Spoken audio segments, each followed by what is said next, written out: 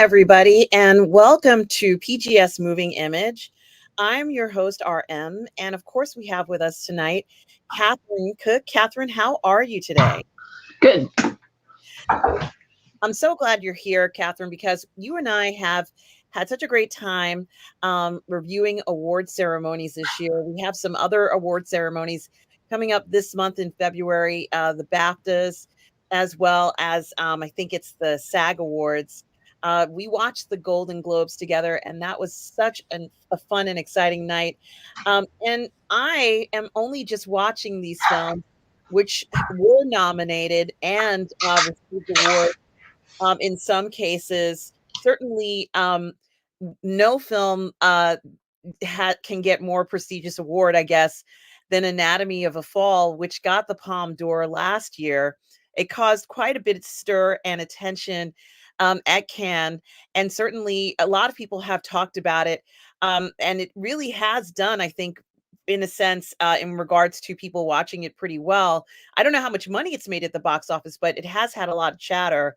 But I think what's really interesting is, the approach that they took with this particular film. And both you and I have seen the film, and I know I have a lot to say about it.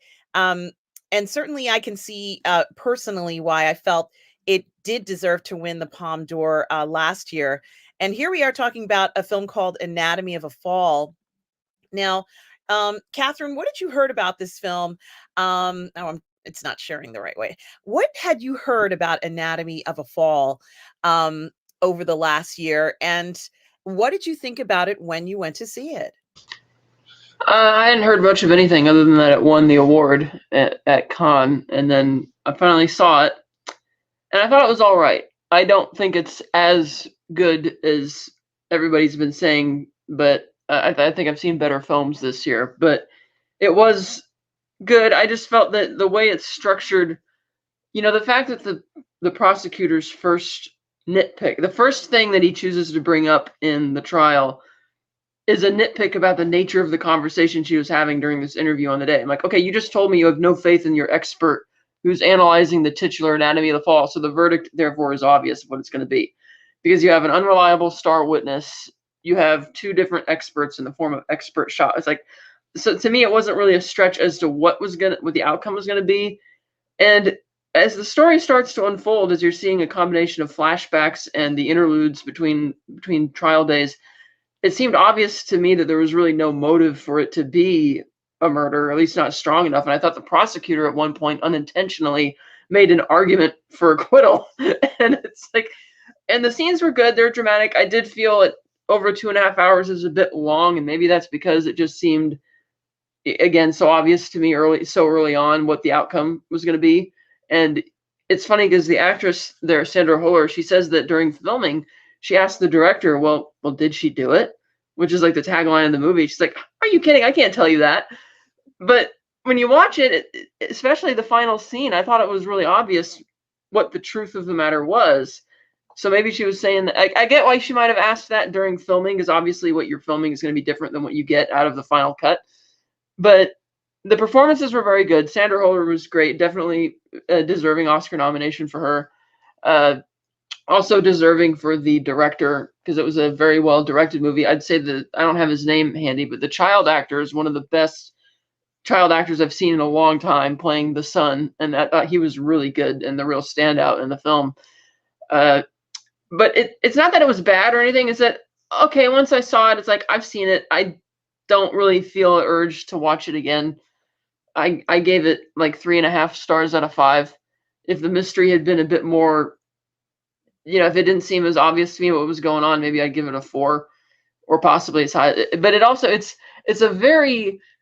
the tone is very much like this slow and deliberate thing. And you don't have these super dramatic moments per se. Like there's one flashback scene of a big argument between, the husband and the wife, but it's mostly a calm argument. And then when it turns to being a bit angrier, they do this clever thing where they pull away back to the courtroom, so you don't, because I like how the director's playing around with how much she's choosing to show you. Like the flashbacks, you're seeing what actually happened, but then anytime it cuts back in the middle of the flashback to the courtroom, you know that, okay, now this is the part where it's open to interpretation. So I thought that was really clever.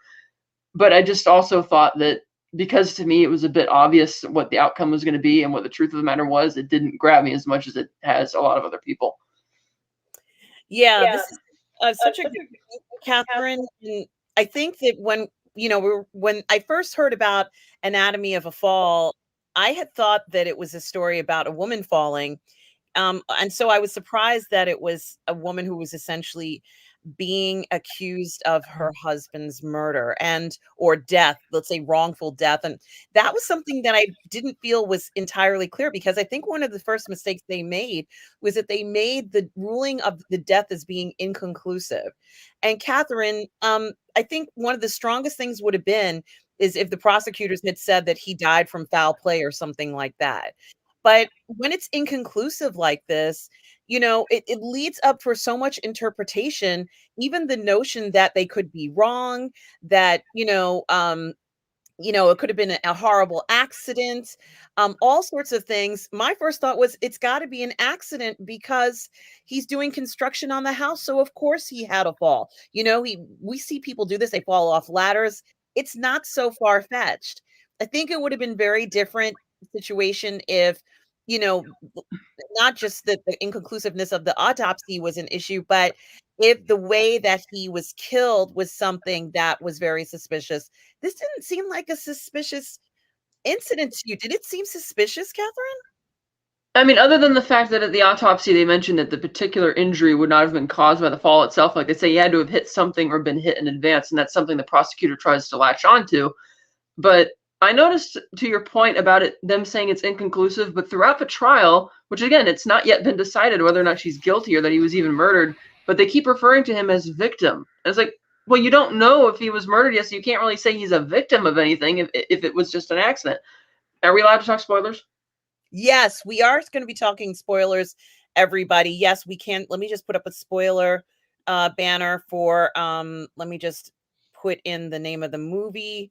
I'll just put in spoilers. Spoilers. Okay, save. And it's at the bottom. Guys, we will be talking spoilers here. Just so you know, we're going to be talking spoilers for Anatomy of a Fall and for American Fiction. Go ahead.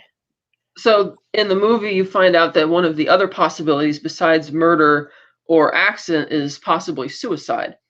And they don't explicitly say it, but they do hint at it, like with the boy recalling a scene when his father was going with him to go to the veterinarian with the dog, and he's trying to prep his son for the possibility that the dog might die. But you could tell that the way he's talking to his son, that he's not really talking about the dog. Like it's almost like he's talking about himself. And you could see during the big argument scene between the husband and the wife that he does feel really strained. And she's like, look, the only thing I'm guilty of is I happened to become successful when we moved out here. You thought this was going to be great for you, but no, you moved into a fixer-upper, took me away from my friends and all this type of stuff. And granted, life wasn't great in Germany, but we came out here anyway. And you're the one who wanted this distraction, and yet this is a big construction project for you. So it's not my fault that I happened to find a way to be successful and you haven't. And you could tell that he's kind of upset about that she's more successful than he is, but that he's also depressed, and it's really been getting to him. And so it's like, okay, they make a good case that it didn't seem like you would have just fallen out the window given where the construction was going on versus because it was an A-frame roof, and given how small the window in particular that was open versus the side he was working on, it's like, okay, I could buy that people are curious as to whether, like, did he step back, like what happened? But they do imply that it's suicide. And again, they never tell you exactly explicitly what it is, but that seemed logical. Whereas the prosecutor, he says, oh, you must have murdered him because you were willingly cheating on your husband because you blamed him for your son's accident that caused him to be, legally blind. And you were not only cheating on him, but you were literally telling him to his face that you were cheating on him to hurt him. And I'm like, okay, that makes sense that she's upset in doing that. But the fact that the prosecutor also concedes that, well, you're still cheating on him potentially now, but now you're not telling it to his face anymore. Well, that means she doesn't hate him as much. So wouldn't it be more logical that if she was going to kill him, that she would have done it years ago, like around the time that the son had the accident instead of now, years later? Like, even if the prosecutor was right and she did invite this student to interview here because she was flirting with her, trying to make the husband jealous, which frankly didn't seem to be the case because the wife, she wasn't bothered by the noise. The student was bothered by all the noise when the husband was blasting the radio, but the wife wasn't. She's like, multiple times she says, oh, we can just go to town and do this if you want. And so it's like, so it might be suicide, but it's like the prosecutors seem to make the case that it's really not murder. She's kind of gotten over her anger towards him for any fault that he may have had for what happened to their son. And so it's like, well, then what? And that's why I was having a hard time understanding. It's like, I don't see any real motive for murder here, and they didn't really push hard enough in the movie, I felt, at getting you to really think that it could go either way. It seemed too obvious that no, this is not a murder. Could be a suicide, but it could also be an accident. Like, even when you watch the prosecution expert's digital recreation of how she murdered him, if you look at the animation, how she's leaning all the way over to push him over, if you follow that animation through to its logical conclusion, as he would start falling over, his lower torso and his legs would kick her up because she's leaning over. She would have gone over the balcony with him. So it makes no sense. Whereas the defense's expert concedes the possibility that, well, it could have happened the other way, which means she's being a little more honest. So with things like that, and the way the prosecutor's being so nitpicky, he literally introduces her novels into the books, like, or into the trial. It's like, it's so obvious what's going to happen at the outcome of what the verdict is going to be at this point that you're literally as close to grasping at straws as you can. So to me, it was running out of steam a bit too early, because it's like, come on, nobody is going to buy this crap that the prosecutor's trying to sell. Yeah, I agree with all of that 100%. And certainly some of the things that I thought was very strange was almost as if the prosecutors are trying to catch the mother and son in a lie when we knew that they were not lying. They didn't lie about anything here during this interrogation. And it was that was also awkward. The interrogation scenes, not of the mother, but mostly the son, felt very awkward. And there was nothing creepier than that woman who had to stay with the son so that the mother and son weren't talking, because she didn't get bail, but they allowed her to stay at home. So there's this stranger, Catherine, eavesdropping on what you're doing for a court hearing. And it's a year later, right, Catherine? It was a year later that the Yeah, and on one of the days when she's, having to stay with him, they go on a walk, and they get home to find that the authorities are trying to recreate the fall with a dummy. And I'm like, they didn't tell, like, because the trial judges were concerned that, understandably so, that if she were allowed to live at home with her son, that she would coach her son, or shower him with love and affection, even if she doesn't coach him, as a way to win her over to her side. But it's like, well, something that would equally inhibit any testimony is if you don't tell them that, oh, by the way, we're going to bring authorities over here and recreate this. Maybe you should go to town that day. But instead they walk right into it. And the fact that the court ordered, a babysitter, if you want to call her that, was not told that, by the way, we're going to do this today, because that's obviously going to be traumatizing for the kid and really taint his testimony. He was like, I couldn't believe, I was like, I can't believe that this is, they're having these problems, that these types of things are happening. But, Yeah, and I do want to say hi to some of the people who are here. I do want to say hello to Efren Guzman. Hi, Efren. Hope you are well this evening. Penny says that she saw Anatomy of a Fall Wednesday and she gave it a 3 out of 5. And hi, Penny. So good to see you here. Ryan Landis is here. Happy Friday. Well, happy Friday to you. And Lorena Creole. Hey, Lorena, how are you? Says happy Friday, everyone. A performing artist says, good evening, y'all. Where to watch the movie? I watched it on Apple TV. And I think you can get it on Prime Video as well. But thank you for stopping by, Efren. Tim's Talk is here. Hey, Tim, hope you are well. And Darth Plato. Hey, Darth Plato. So good to see you. Also, Joey Johnson is here. Joey, such a pleasure to see you here tonight. And something else that I think is really interesting about this. Oh, and thank you so much. So glad you like Masters of the Air, Joey. You guys are the best. You all are so wonderful. I wondered about the notion of the taping. This interview that she had with this girl was no different than any other interview you conduct with somebody. It wasn't anything special. But, kind of like going through the husband's recordings, whether he recorded stuff or not, there was absolutely nothing suspicious in his recordings. It looked like just an ordinary discussion that two people would have, a couple, regardless of, whether it's two men or two women or a man and a woman, that is the exact same conversations that everybody has with their significant other. I want you to pick up more slack. And the other person says, well, I'm doing as much as I can. This was very typical and quite typical of a couple that cares a lot about one another. There was no like conversation of divorce. There was no, I hate you, nothing like that.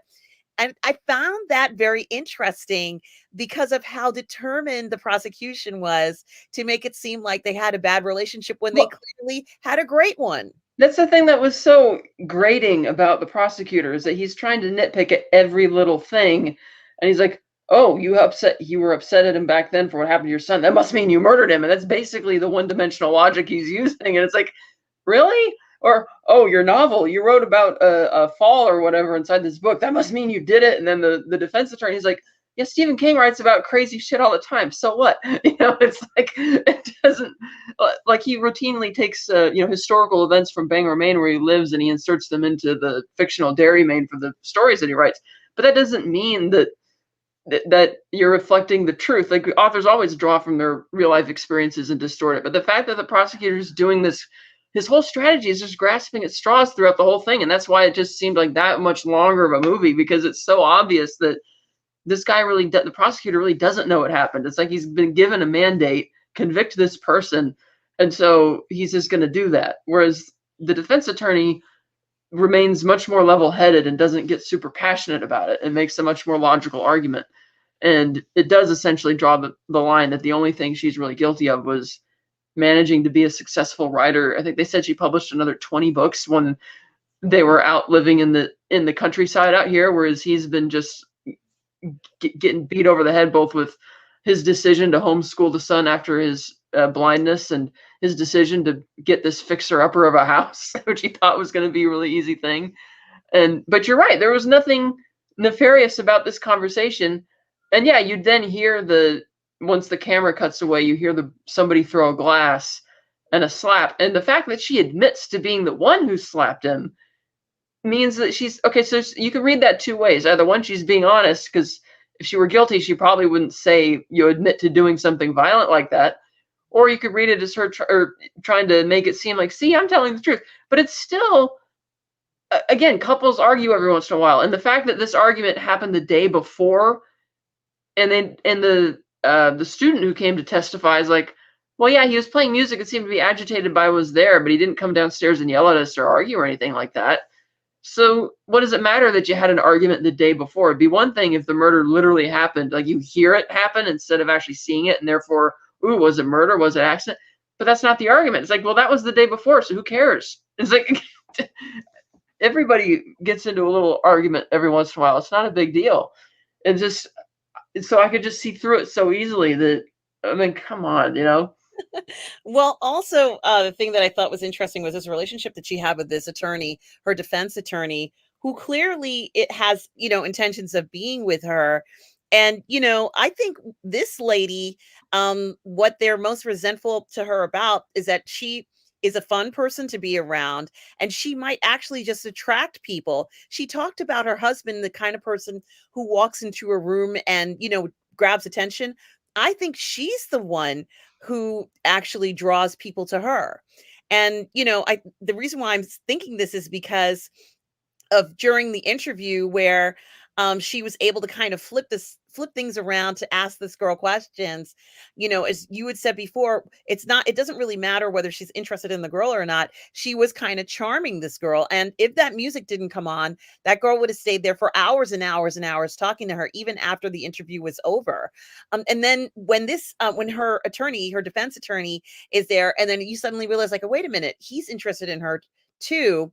It's like there are so many people who like her, but what's really funny is how much people seem to hate her when the prosecution assumes that she's guilty. Like, it's so strange that this woman who seems to have this charisma with people directly around her gets this hate from people that she doesn't even know. Yeah, because the movie doesn't ever really show them going into town or what her relationships are like with other people in day to day, because they're living out in the, kind of in the countryside or whatever. And you could tell that they're determined to find out, what happened. But it's like, well, if it's inconclusive, the only thing you really have to figure out is what caused the injury. or the extra head injury that he had. But if you don't have any security cameras, you don't have a reliable witness, and admittedly the kid got confused, so it's like you can't really count on his testimony. Well, then what do you really have here? It's like, if you don't have the evidence, then why are you financing this big prosecution? Like, what do you really? It seems like too much of a gamble for, the local government to try and push this trial. Uh, and like you said, she's very charismatic with other people. But the fact that this is also a year later, it's like, did it really take you a year to figure this out? You could have done that, your anatomy tests at the house within a few weeks. And the fact that they sit around for they sit on this for a whole year before and the fact that there's, again, it'd be one thing if you had a huge case to prepare, but this one they don't, because like literally all they have is a few minutes of testimony from each expert, and that's it, and not very many character witnesses. Like, this shouldn't be. And the French justice system is very different from the American. It does move a lot faster. The trial, for a murder trial, especially happening within just a few days, as we see in this, is practically unheard of in America. So Yeah. why is it taking a full year to bring it? Well, that suggests because they didn't have much to go on to begin with. Because, like I said, he's just grasping at straws the whole time. And I then as I was watching the film, I noticed that I was becoming very disgusted with the prosecution's desire to stretch and kind of fantasize about why she may or may not be guilty. And then I realized that this film is all about the Schadenfreude. They don't like that she's a successful writer. She's not French. And, technically speaking, she's someone who's emigrated into the country. And they don't like that she's come in there and is successful. And so when something bad has happened to her, they're, like, it's this behavior where they're just, glad that she is suffering. And I tried to figure out, what the basis behind this, and it seems pretty clear that that's what it is, because, I think for them to bring such a poor case shows that, they never really thought they were going to win this. I don't think anybody thought they were going to win this, but I think, if anything, it's a commentary on people being brought to court when they don't have any business ever even being indicted at all. So perhaps that's the intention of this film, Catherine. I'm not sure, but after, kind of like thinking about it a little bit, that's how I kind of put my framework around why so many people were looking at it in a sense of importance. I have no idea whether the conviction rate of women in this situation is greater than men, or what the basis for this was, but the audiences loved this and thought this was incredible. I think that by the end, when you realize she's going to be acquitted, and the son kind of like has to save the day, with this story that Catherine, it sounds very contrived. Did you believe the dog story? I thought it was odd that he would conveniently suddenly remember this. And granted, it's because, the judge didn't want him to come to the testimony that day, which was in the son's best interest. And we see it did distress him to be there that day because he didn't want his mom home for the weekend. But the idea that, oh, I thought the dog got sick or whatever, but now if it was like they said, if dad was taking pills and the dog ate some of it and this was its reaction, I ran this experiment. And it's like, okay, so you basically almost killed your dog to find out if your mom was telling the truth. And then he gets really upset about it and tells, the court-appointed babysitter. And so she's obligated to report this. And then, but even then, for that to be like the linchpin at the end of the trial, it still is a theory as to whether or not the husband was depressed. But it's like, that doesn't matter whether or not he was depressed, because we're talking about the incident on the day. You could be depressed. You could have enemies which really want to kill you. It doesn't mean they're the ones who actually did it. So what if you find? So it was kind of odd that the fact that they're even still pursuing it at this point. Again, they're grasping at straws. And you're right. It's like the society is resenting her because she's married to a French man living in his hometown, all this kind of thing. She admits that she doesn't really speak the language very well. She repeatedly has to keep breaking into English to the annoyance of the judges and the prosecutors. And she's a much more successful author than her, French husband. And she alludes to how her time in Germany was very similar, because she mentions that she was from where she had been living in London or something like that. But then in Germany, she's like, wow, I swapped one terrible place for another. And that's what they don't like about her. It's like, oh, you're an outsider. You're not like us. You're not, it's kind of like this snobbish type thing And I think you're right. Once they found out that the results were inconclusive, even after doing their anatomies, it's like, oh, well, then the prosecution just decided to go expert shopping as an excuse to push this. But because these trials only take a few days, if you really had confidence in what your expert had to say, you'd put that front and center at the beginning. You wouldn't be nitpicking about what were you interviewing the night? Like, really? That's how you're going to start this thing? So if it had been like other legal dramas where there's like a valid question of whether or not the person's going to get off or not, combined with the valid question of whether or not they're actually guilty, that could make it a lot more compelling and engaging, because you could still have that commentary of the fact that, oh, we don't know whether or not you're guilty, but we're going to put you through the ringer anyway just because you're an outsider. And that's basically what they're doing. The problem, they just wanted to be more blatant in this film by telling you right up front, pretty much, that they know she's probably not guilty. But our problem with that from an entertainment standpoint is that it makes a lot of the trial scenes being very droll and dragging out and being very long.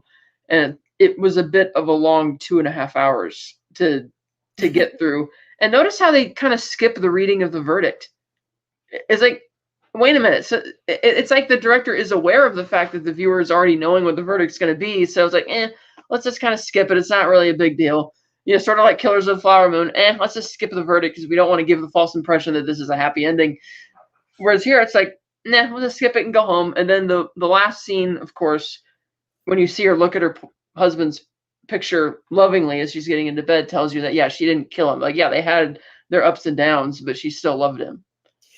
She definitely loved him, and, you know, this couple was about as ordinary as they come, and that's not an insult. They were not mean to one another.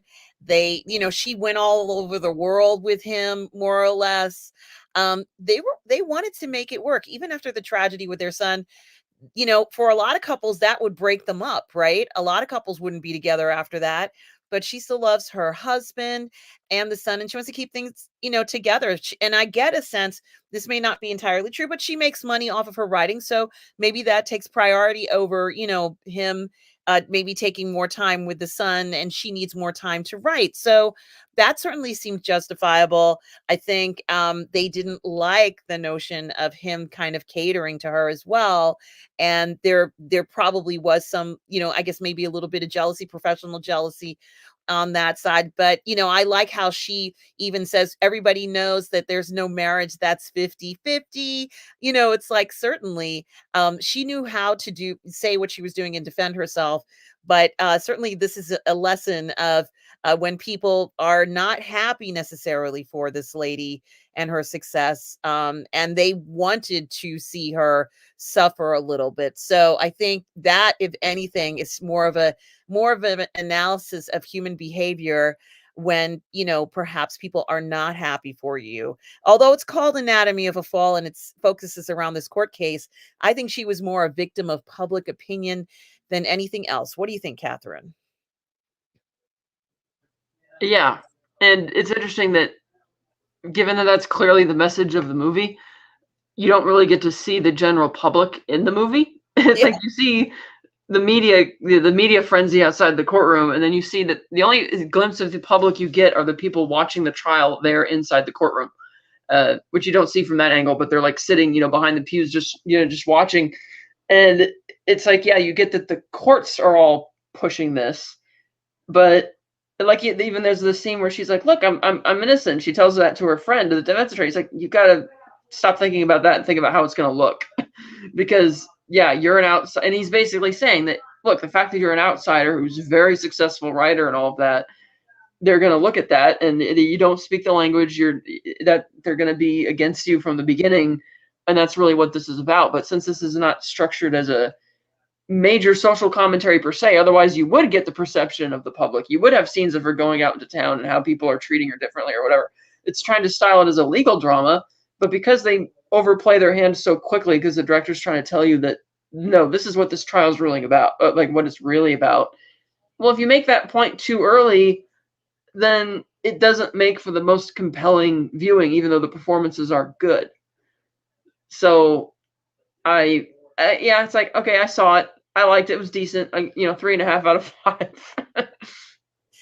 Yeah, this could have been a little, so much more, I think, Catherine. And I think what needed to happen was that if we were going to have a sense, and as I said in the beginning of the film, I made my own decision that I thought it was an accident. So that's what I personally felt, from the tone of the film, from how we saw her at home. She seemed happy. It was a happy family. That was not unhappy people. So, as far as I'm concerned, I'd made my own judgment on it. And I think that if they wanted to force the hand or make it more controversial, they could have added a few more elements, made it more difficult for her to prove her innocence. And this sense of grasping at straws, grasping at things that have nothing to do with the case without any evidence. I think if they had thrown in some legitimate evidence, um, it could have even been a somewhat deeper film, where, let's say, unfortunately, the husband and this suicide attempt, if that had been something that really happened previously, it would have added a little bit more depth to the film. And, I think if they also had worked on the notion of perhaps her wanting to maybe leave this entire thing and not wanting to be around so much sadness, in a sense. She's sticking around because she loves him, but there's a lot of bad things happening. And that statement, as you'd said, where she says we move from one bad place to another, if she had said something, well, I can't take this anymore, then we could at least have a sense that this was not something she was going to put up with anymore, and that could have at least carried a motivation. But she actually asks him, why did we leave there? And I think that shows she considers them to be a team and together. It only strengthened her defense and weakened the prosecution's, in my opinion. So I think this could have been something that could have been groundbreaking if they had just really rethought what they, in the final analysis, what they wanted the viewer to think and feel. And I think that they got confused along the way. Catherine, you said of course, it is a hardcore prosecution, like this mystery. It's touted as a mystery, but I think that it's suffering from an identity crisis. I think that it's as weak as the prosecutor, who is grasping at straws to see where he can strike, like a viper next, but he himself doesn't have a strong plan. And I think that this movie does kind of fall short, but it could have been amazing because these actors are amazing. The setting is gorgeous. Certainly there's no distractions. This could have been just straight up fantastic screenplay with an amazing cast that are already performing at peak level. They missed out on a real opportunity there, but I think that they still might get an award, as the award season goes on, with the BAFTAs and perhaps even a SAG award here and there. What do you think, Catherine? Do you think they're in line to win any more awards? I believe they did get a Golden Globe. Yeah, they got for original screenplay and then the actress, I believe, or no, not actress. Or did they? No, they were nominated for that. But yeah, original screenplay. I think it got. I can't. I've watched a couple award shows, but I know it won two of them at one of them, which the director showed up to. I think she won screenplay and directing or so. I can't remember, but I'm not sure exactly. I mean, obviously, the European audiences loved it, so it might have a bigger shot at the BAFTAs. But I agree with you; they should have rethought what this movie's trying to be. Because even in real life, when it comes to actual court cases, like I understand that there's obviously not a smoking gun in every case, clearly, but I'm not a fan of like when you bring in a barrage of character witnesses that just drags out. Because like it doesn't matter how great of a person is, it doesn't mean that they're not capable of doing something evil and hiding it from other people. And I like focusing on things like evidence. It's like, great, you told me of all these character witnesses telling me who they are, but do you have any evidence about the event in question on the day in question? It's like, and that's the same thing with this. It's like, you got nothing. And so I think you're right. I think if they had just told you that, yes, the husband was suicidal, because again, just as him being suicidal doesn't mean that this was necessarily a suicide. And that I think would have added more layers to it, because you could still have that social commentary of the reality that the prosecution is only pushing this because they don't like her because, oh, you're an outsider, all this kind of stuff, and made it more compelling. But we'll see if it gets more, because I know her performance also in The Zone of Interest was hailed as being pretty good as well. So I'll be interested to see that, to figure out if, did they not, which performance he nominated for. So, but it was good. I hadn't heard of Sandra Huller before, so I'll certainly be looking out for her other films now. So that's a plus. I certainly agree. And, a final note on it where you'd mentioned, of course, we both already know how they were not sympathetic to the fact that her French was not strong enough, especially in court. She doesn't want to get any words wrong. And certainly she had to rely on, I'm sure this woman probably speaks 5 languages, but French was not her strongest language. And yet, even though she's kind of scraping by, she couldn't do it. I thought that was very funny in a sense, because that's obviously one of those defendants that needs even more help, but they were kind of pushing back against her because they were happy she was in this compromising position. So, I certainly think that point came across, and, you know, countered against this other film that you and I are going to talk about called American Fiction. Certainly another movie, Catherine, about a writer who certainly has this crisis, if you will. He's obviously a talented writer and professor, but he seems to clash with everyone. And even with all the talent in the world, Catherine, nobody could get as many chances as this guy seems to have gotten with not just family, but even the faculty. I mean, they're not saying they're going to fire this guy, but certainly he, even with a warning, he just does not care. And I think that there is something to be said for at least making peace with your boss. What do you think about the crankiness of this character, which was so skillfully played by this actor who's amazing? It's Jeffrey Wright, right? Is it Jeffrey Wright? Okay. And I just want to make sure is the correct actor. He's stunning in this film. He can carry a film. He's a good leading man. Sure. Um, and certainly we have a character who it feels quite righteous and feels like he certainly has an incredible amount of integrity, but I also think he's very judgmental of those around him, and finds that not only do they not live up to his standards of integrity, but he really is very angry about all this. Um, do you think that this character has lost the meaning of trying to just even work with those around him? Nobody's going to live up to your expectations. He has some pretty high expectations, Catherine. What do you think? I was all there for it in the beginning. I didn't think there was anything wrong with him. Like when the student is saying, I don't think you should have that written on the board. And he's like, I got over it. I'm like, of course you did. And so I didn't think, even when he's when they call him into the office and they're talking to him and I love the pushback that he's giving him. I'm like, yeah, I'm all there for it. This guy's awesome. He's right. And it's funny that you mentioned it, because I should have thought of it earlier. But this movie reminded me kind of like Dream Scenario, where you have the same thing where the author who hadn't published anything for 20 years was a teacher, was like, people are too soft these days. Why are people so whining? It? Oh, we need a safe environment at this school, which is what the Jeffrey Wright's character, what Monk's bosses are telling him at school. And you had the same thing in Dream Star. We need a safe environment. And it's funny because both those films were marketed as like very unique comedies, but end up being really good family dramas. And they thought, oh, that's kind of neat, like a 2-for-1 kind of thing. So I was totally there with Monk being, frustrated by this. And so when he walks in, because like his struggle, as we see in the film, is that he's an author, but he doesn't write African American studies. He writes novels, and you have the scene where he goes into the library and picks up all of his books that have been put under African American studies and puts them in the the fiction section, and the guy's like, I'm just going to put them back when you leave. And he's like, he's like, dude, the idea that the satire on the whole publishing industry is great. How they just eat up this ridiculous thing that he's written.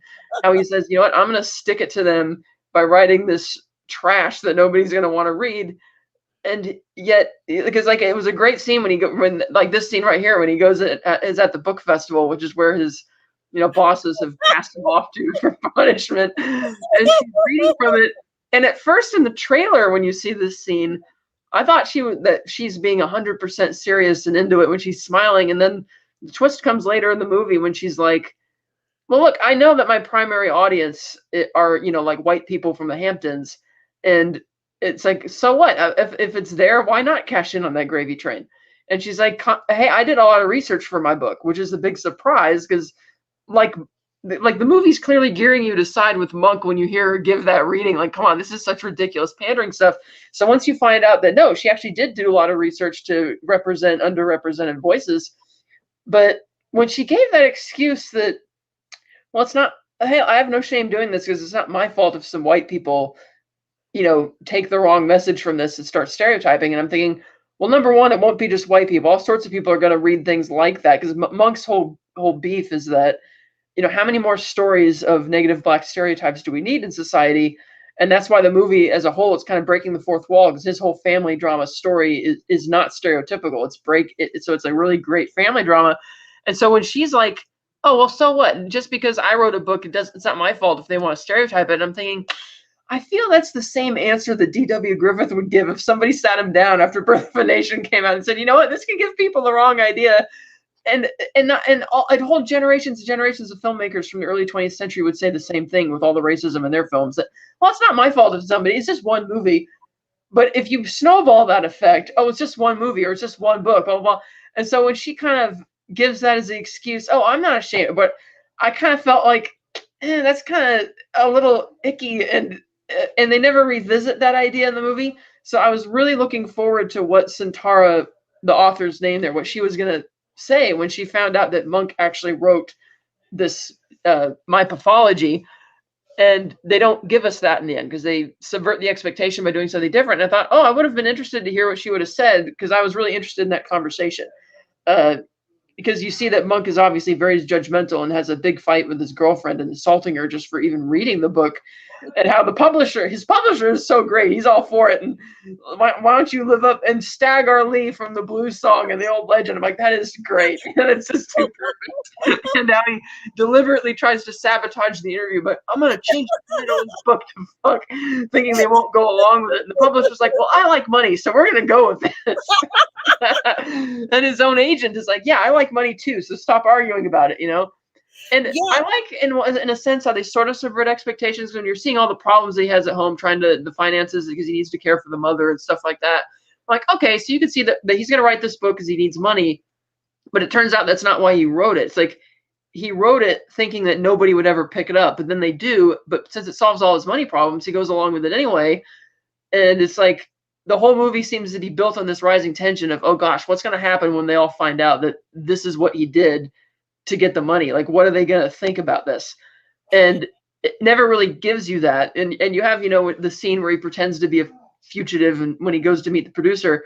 And so at the end of the movie, when he goes to accept the award, and initially people are confused as to why he's accepting it, and you think this is where he's finally going to unload, and it cuts to Hollywood, and the producer's looking at, and it's like, and for a second I thought, wait a minute, was the whole movie a pitch?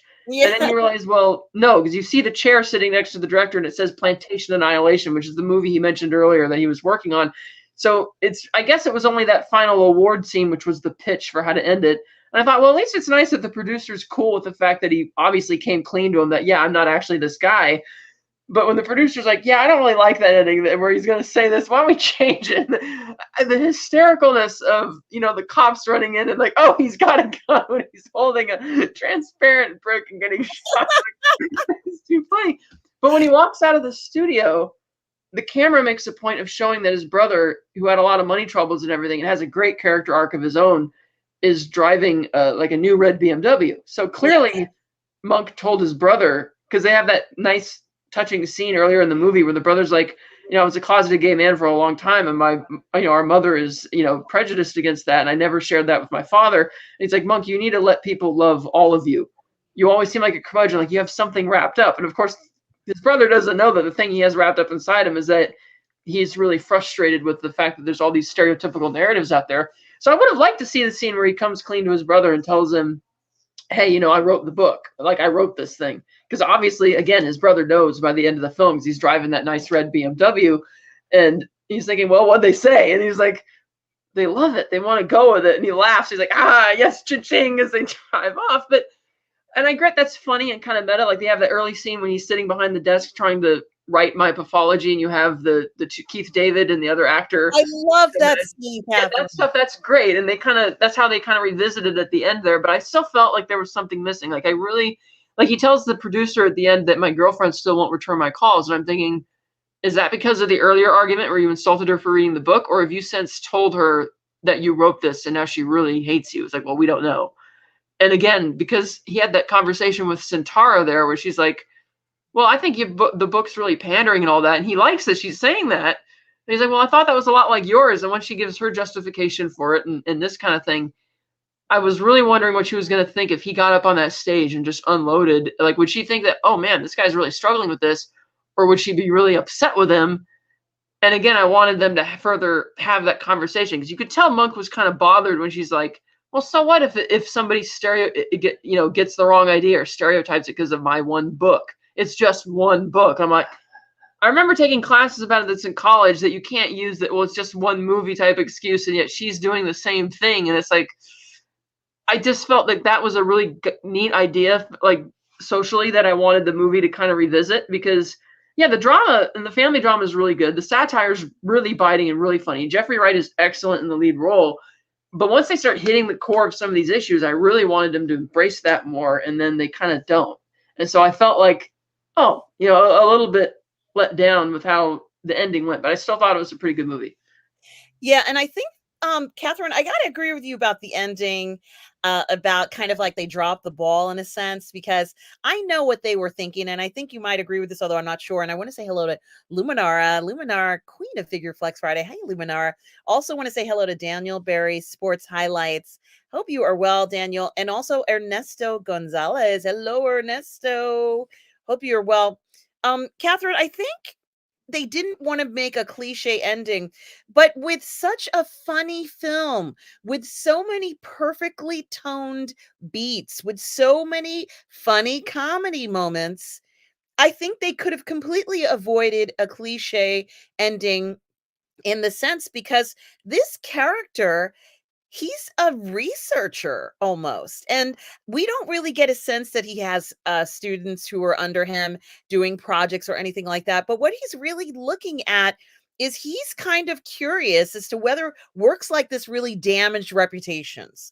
He's very concerned about this. And, even after getting a paycheck for everything, this seems to be at the heart and soul of him, why he stayed away from things like this. It would have been interesting for him to continue and say, you know what, I'm going to just, write what the public wants, like what Centaura says, and see where this takes me as a person, which we kind of saw in the end. Or he could have gone ahead and said, after looking at the behavior, after observing people's behavior to this, I came to the conclusion myself that this is not the path I want to continue. I wrote this one book. I wrote it. I admit it. I benefited from this. But I personally feel that it wasn't good for my soul or something.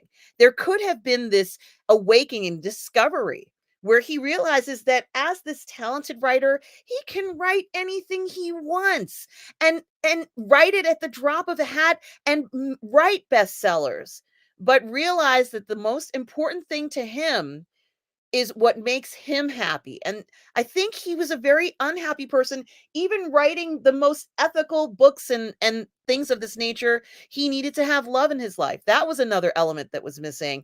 The words on the page weren't the things that were going to make him happy, Catherine.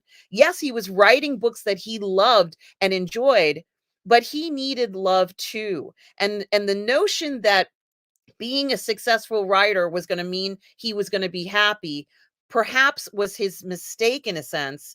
Even when he had all the money and the even had to lie about being this other writer, when he didn't have his girlfriend, boy, he was unhappy. I think he learned from his brother, who suddenly was able to love freely and maybe be a little naughty, that opening up and allowing himself to open up means everything. And if anything, Catherine, when his sister died, that should have been the clue that he needed to make sure that if he needs to have relationships that last, relationships where he can be close and have intimacy with another person, even just as a friend. He was very kind of, you know, standoffish to his sister, who took on a huge responsibility. He's a hard working person. It's almost as if he felt he was better than her in a sense, Catherine. Almost as if what he was doing for a living was, more of a, dedicated kind of what I love kind of job, and what she was doing, yeah, she's okay. you know, it was very odd how he kind of put his own self on this pedestal. And I think the realization is that it's very lonely on that pedestal. What do you think, Catherine? What do you think? Well, yeah, like he mentions all his family were doctors. Like even his brother was a doctor, and he's like he didn't want to do what he thought was the very rote expected thing. He wanted to do something different. And I didn't think it was so much that he wanted to be a bestseller for the sake, like he thought it would solve his problems. I think he was just frustrated that the fact that his own agent and their publishers, who've been publishing his stuff forever, still doesn't even care to make sure it's put in like categorized properly. Like, oh, we're just gonna throw in African American studies because oh you're black, so we'll just do that. And he's like, well, I'm writing stories which he feels are important to him, which are probably inspired by his actual life experiences, which aren't as stereotypical as the stuff that was selling. And you could tell it frustrates him. It wasn't simply it wasn't just a petty jealousy thing. It was that he wants to promote positive black stories, and the fact that his publishers weren't interested in that, and that other people didn't seem to be interested in that, like the readers out there. And that was like, you could tell that really bothered him. And that's why he wrote, because he wrote it in anger. Like he didn't think that my pathology was going to be embraced. He thought it was going to be rejected and that they would get the joke. Like, oh, this is the kind of trash you like? Well, he's like, he's flipping the bird to them. So he was shocked when they actually go along with it and it becomes this ridiculous satire. But you're right, he does still need relationships. Like his brother says, I could tell there's something else there. You need to let them love all of you, not just like you're not just defined by your career or your career success. Like what else are you defined by here?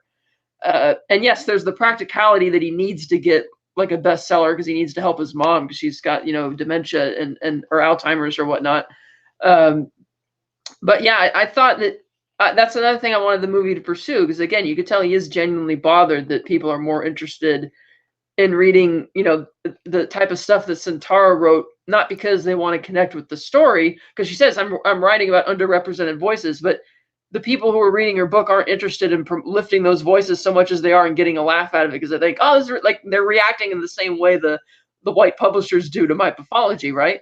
And he wants to do something more meaningful, not for the sake of being on a hoity-toity pedestal, but because he's like, doesn't anybody care about reality anymore or telling good stories? Like, for instance, do we need the umpteenth slavery narrative or something like that? And he wants to, and so I get why he's really frustrated by that. And I thought that was something else the movie was gonna, as a greater conversation, work its way back around to, but it really doesn't, because at the end he's still now writing the script apparently for the film adaptation and is still frustrated. It's like, yeah, they play it for laughs, but the fact that he's still surprised when he walks out of the film studio at the end of the movie that they were willing to accept it. Because again, him trying to change whatever the ending that he pitched to the producer is like, the one that the producer rejects is another attempt for Monk to self-sabotage the project, because he still doesn't really, it's like, you got your money out of it, you still don't really want this to succeed on a pop culture level.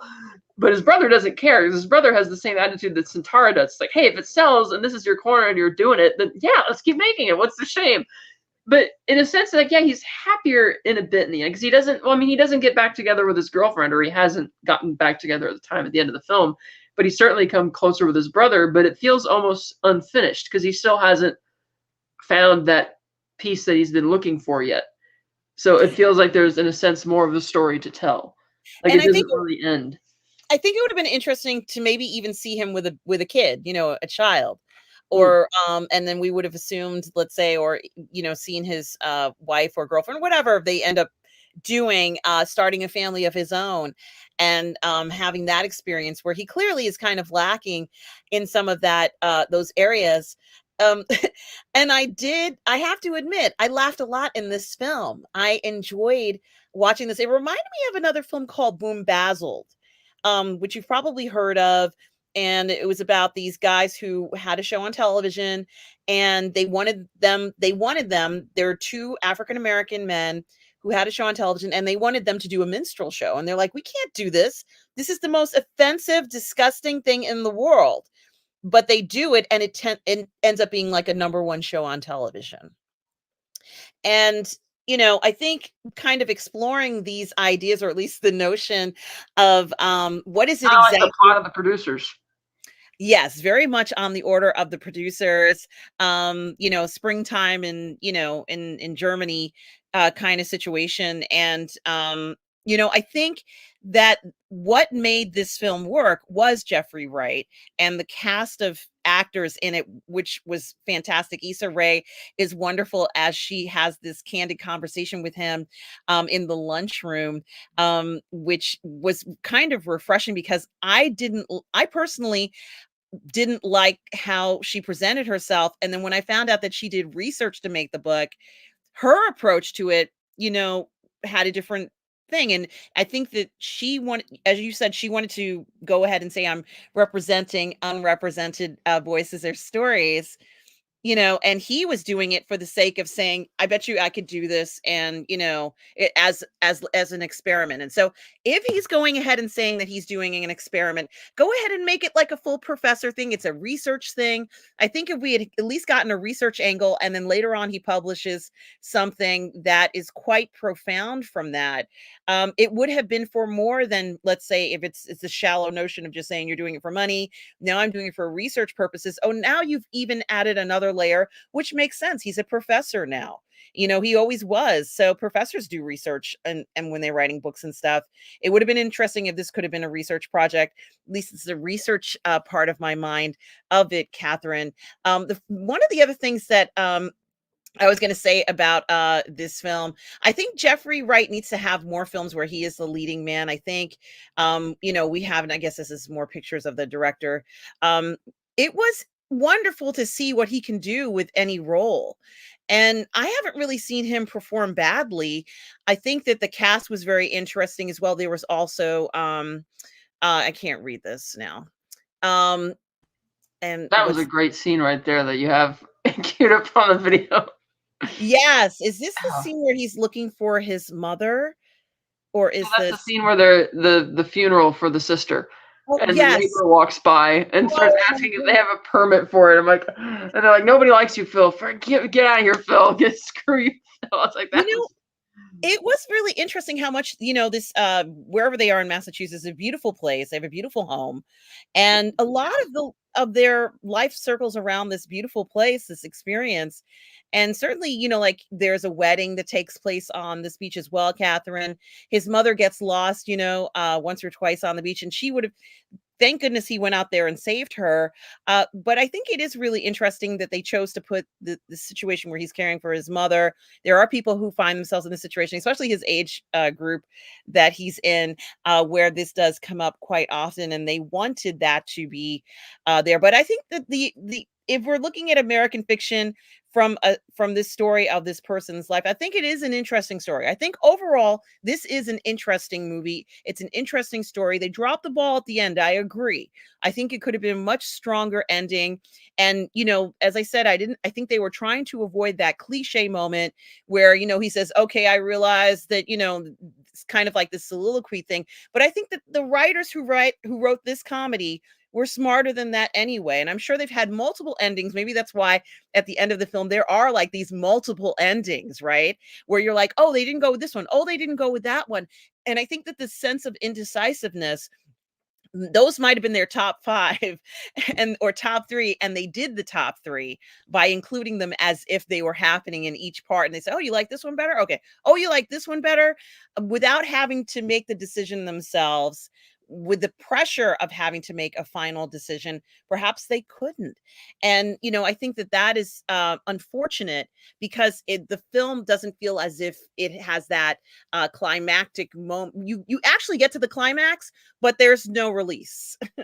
You get right, there. he's still, in a sense, he's still unresolved about it, because again, he's trying to sabotage the movie adaptation. So it's like the conspiracy or whatever you will, it's still going, and he's still unsatisfied about it. But now his brother apparently knows and doesn't care. He's like, yeah, let's ride this gravy train, basically. And he's still kind of, it's like, yeah, his girlfriend hasn't called him back, and he's still kind of just, man, I can't believe that. So it's, in a sense, it feels like there's more, or there's something missing, or there's something more to tell from his story. There is something more. And certainly I think they could probably make an American fiction too if they played their cards right. I could see a follow-up film to this. And what I would like to see happen is for there to be that interaction with this character and Centaura again, in some way, because he needed to see another person's perspective of what this material means. And while it is true that a lot of it, is perceived, once people read that, they have very negative opinions. While that is true, I think that the character did need to see that there are other people who are looking at this material in a different way. So, is this film about sensationalism of stereotypes? Yes. Do we see stereotypes in this film? Yes. Is it meant to make you laugh? Yes. But I think that the reason why you even go through the film is because Jeffrey Wright hooks you on this character that is really interesting. This man is just compelling. How funny is it, Catherine, when he does make up the story about his background as this author? Were you surprised? I was surprised that he went so far as to say he was a fugitive or something. I was surprised he said that. And when he got on the phone with the publishers, they were surprised at how he sounded. Oh, you sound like a normal person. And his friend is like, come on, man, come on, come on, um, trying to make this work out for both of them. But I think that they wanted to make you laugh. They wanted to make people have a laugh. I think you do leave this movie laughing and entertained, but it is kind of cut short. But Jeffrey Wright's performance, um, did he get the Golden Globe for this performance, Catherine? I don't remember. Did he win anything? No, he was nominated, I think. I Mhm. think he was nominated because I haven't been keeping us track, but Either. no, I think Cillian Murphy won the Globe for that. But I think it's I've always been a fan of Jeffrey Wright. It took a long time for finally giving him a leading role, so I hope he gets a lot more of them. He certainly has the star power for that.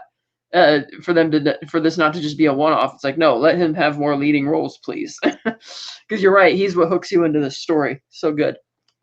Yes, absolutely. And I think anybody who's watching this, I would recommend watching both films and, of course, making your own conclusions about them. Catherine, I've had so much fun talking about these two films, which certainly have had a lot of chatter about them, especially Anatomy of a Fall, as we talked about earlier, and American Fiction. I think that, who knows what will happen later on with that film. They may do something else with the film, and we Oh, I might. still give it a 4 out of 5 for that one for American Fiction. Yeah, I agree with the 4 out of 5 as well. I think that it is just really pure entertainment and certainly makes you laugh. And the chemistry of that cast is incredible. Certainly, I love the comedic parts of it where they're like, "What do you want us to name this?" And it just so many funny moments that are enjoyable to watch. That panel, Catherine, where his own book is being nominated for the award is great. And even though it was predictable that it would be nominated and win, I'm willing to forgive that because I was enjoying the film so much. And I think that that says a lot when compared to Anatomy of a Fall, where there were some things where I'm like, no, I don't think so. No, I'm not buying that. Very interesting contrast for me, at least between the two films. Catherine, what are your final thoughts on either film Well, tonight? I like American Fiction a lot more than Anatomy of a Fall.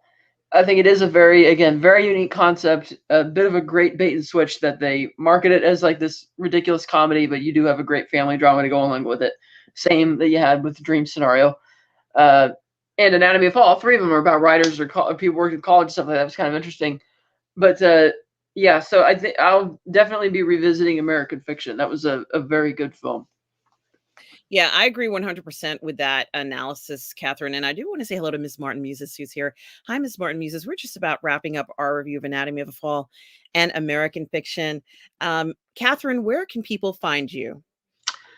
You can find me at Slice Night at Twitter, Instagram, Facebook, or YouTube. You can find me on the Phantasmagorium Show YouTube channel every Thursday night. We got a playlist for all sorts of movie reviews, the Tarantino Rodriguez film reviews, the Bond film reviews, the Batman, Spider-Man. Right now we're doing the Fargo reviews. Those are fun for the TV show. We're on season 4. And you can find me on the Virtual Cantina Network YouTube channel every second and fourth Sunday of the month at 8 a.m. Pacific with The Unifying Force, which is a Star Wars philosophy talk show. So that's really fun too. That is fantastic, guys. Please do check out Catherine at all those locations. I've got them on the thumbnail as well. And Guys, Letterboxd, that's right. Slice Night at Letterboxd as well. All right. Uh, Certainly do check out Catherine at all of those things. Guys, please, thank you for being here. If you're watching on the Burnettwork, please like and subscribe to the Burnettwork, as well as if you're watching on Positive Fandom, please like and subscribe to Positive Fandom. And guys, I do have a new channel, Roman Empire Matters, as well. I've got my Roman Empire Matters podcast and reviews of all the things we like in Roman Empire and entertainment. Thank you, everybody, for being here tonight, and certainly do enjoy the support from you all. This has been so much fun. Catherine and I will be back reviewing more films before many of the award ceremonies continue this season. Thank you so much, everybody, for watching. And guys, remember, no matter where you are in the galaxy, always remember to please be kind. Take care, everybody.